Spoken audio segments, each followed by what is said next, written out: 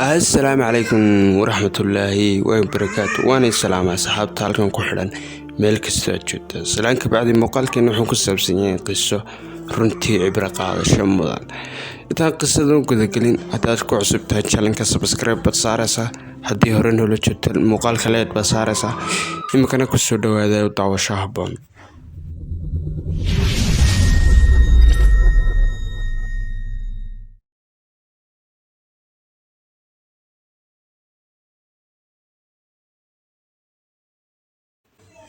saaxiibayaal soo dhawaada mar kale. qisadeena waxay ka dhacday wadanka Suuriya, kadibna waxay ku dhacday wiil 7 jir ah.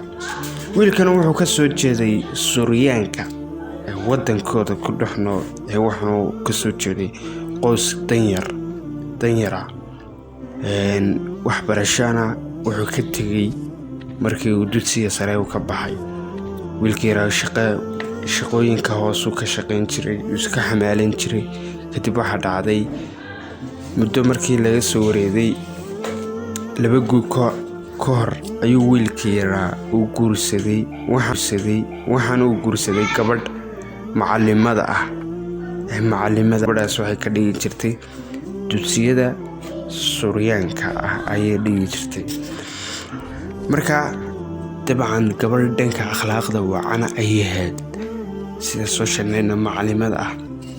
markii 2 sano laga soo wareeday isla noolaayeen xaaskiisa ayaa wiilkiiba shaki iyo hinaasa ayaa dul maray.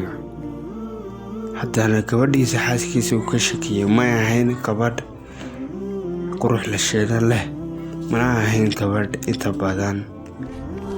badan aanay waxyaalaha maarayacnay isaga wareegtay. waxay ahayd gabadh inta badan asxaabteeda iyo dugsiga waxay ka soo dhigi jirtay u dhaxayso gurigeed, balse isagu baa shakiyay markay raacday dumar kale ee asxaab yihiin ayuu isna ka shakiyay. wiilkii shaki iyo tuhum baa galay inuu tuhmo inay cid kale xidhiidh la leh. wuxuu dabagal ku sameeyayba mawlkeedii wax lambara oo nin kale uu ka waay, balse haddana shakigiisa halkaa kuma ekaan. waxaa dhacday maalmaha kale bas ayay soo raaceen. baska markay soo raaceen baska dhalinyaro kale ayaa saarneyd dhinacyadu ka eegay sidaan cid ugu dhawaanin. ninkan awoodna uma laha inuu shakigiisa bannaanka soo dhigo uu u sheego, balse isaga kaliya ayuu ku koobsaday. isagu baana isu koobay shakigiisa umana sheegin. marmarka qaar hadduu arko iyadoo dhar qurux badan ku baxaysa oo xubnaheeda muujinaya dabcan ayuu ka xanaaqi jiray, balse xanaaqaas sidaan soo sheegnay isagu buu ku kooban yahay. xanaaqun buu xabad sidaa raasay sheegan jiray. kala wada dareemaysaa baan filayaa nin shakiyo waxaana jiray isu sawireen. dabcan uu ku dhici waayey inuu iyada uu sheego uuna ka qariyo. wuxuu sir haddaad u sheegtid waxay ku malaynaysaa qof badowa oo dib u socod ah. hase ahaatee beri dambe shakigiisa uu soo taray. maalmaha ka mid ah gabadha uu qabay walaaladeed ayaa soo booqday. kadib markii guriga uga yimaadeen ay soo dhaweysay inamadoodii ayuu inamadii laftoodii ka shakiyay. marayee inamadii guriga ay nafta walaalaha ahaayeen qaraabada ahaayeen soo booqday ayuu ka shakiyay. isagoo cadhaysan oo wareersan ayuu habeen dheeri casho la'aan ku seexan jiray. bal inaad qoodhiin iyo xeradiin bal eega kibirka cadhe la'aan. isagoo cadhaysa ayuu casho la'aan beerka loo seexan jiray. haddii cawayska ay dabadda u baxaan habeennimo, dhalinyarada ka dhow ay eegi jiray inay xaaskiisa dhankeeda soo jaleecaan. jidka iyadoo maraya ayaa maalmaha ka mid ah waxaa dhacday in xaaskiisu qoshasho. dabcan isagun bay ku qoslaysay isna shaki baa isaga soo ururay wuxuu la qoslaysaa dabadeed marba dhiig dabadiisu eega bal ninkay la qoslayso buu siri waxa uu dhaadsan yahay xaaskiisu ninkay la qoslayso inuu isaga yahay ee aanu nin kale ahayn balse uu yahay isagoo wax kale iska dhaadhiciyo qof liita yahay oo naftiisana garan waayay dabadeed markaa dhibtiisa haysatay qisadaas oo halkaasay ku soo gabagabowday kolay qiso yaro kooban bay ahayd runtiina macna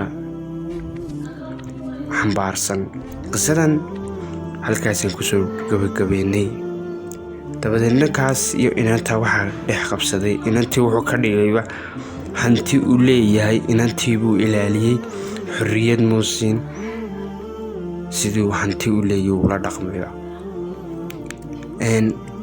markaa dabcan Soomaali ahaan inagu wiilasha shakiga iyo hinaasaa leh way nagu yaryihiin maasha Allah way nagu yaryihiin balse isweydii markasta aad ruushki niyadda ku soo dhaco oo qofka aad ka shakiyaysaa ma yahay qof xun oo markii hore xumaan sameyn jiray xumaantan aad ugu shakiyaysid inay haday gabadh tahay rag isa raacso markii asal ahaan markii ugu horeysay haday ahayd gabadh rag isa raaci jirtay ninkii arataba gacantiisa qabsan jirtay dabcan aday taas wali ku horseedaysaa guursani haday ahayd gabadh dhowrsan oo akhlaaq leh haddana aad ka shakidid adaa waalana aad iska meelay dadka lagu baari jiray cilaashkii marka qisadaas halkaas ku soo gabagabowday